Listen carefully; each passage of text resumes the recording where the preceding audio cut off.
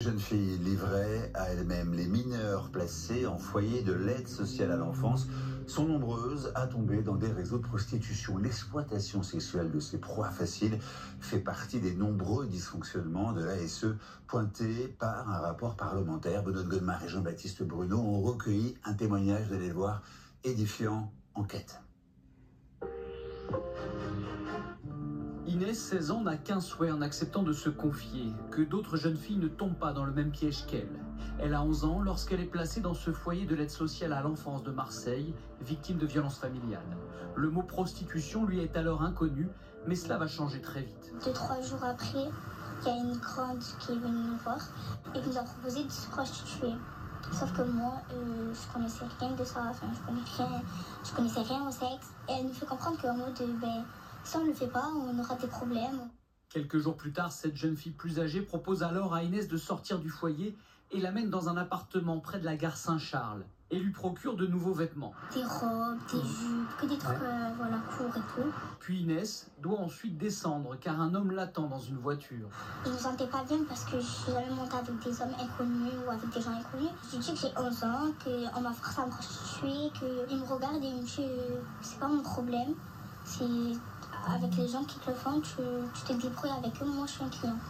Paralysée par la peur, elle n'oppose pas de résistance. Cet engrenage va durer 4 ans, jusqu'à ses 15 ans, avant que la police n'arrête ses proxénètes. Mais le traumatisme est lui toujours présent. Ça te détruit petit à petit. À l'heure d'aujourd'hui, j'ai du mal à me regarder devant le miroir, à me dire que j'ai fait ça. Pendant ces 4 années, elle a fréquenté 3 autres foyers des Bouches-du-Rhône, avec pour tous une liberté de mouvement déconcertante. On sortait, on rentrait à l'heure qu'on voulait. À quelle heure vous rentrez? On pouvait sortir à 1h du matin, on rentrait à 7h du matin, 6h du matin. Dehors, proxénètes et clients l'attendent. Une situation qui révolte cet avocat en charge de plusieurs dizaines de dossiers de prostitution de mineurs.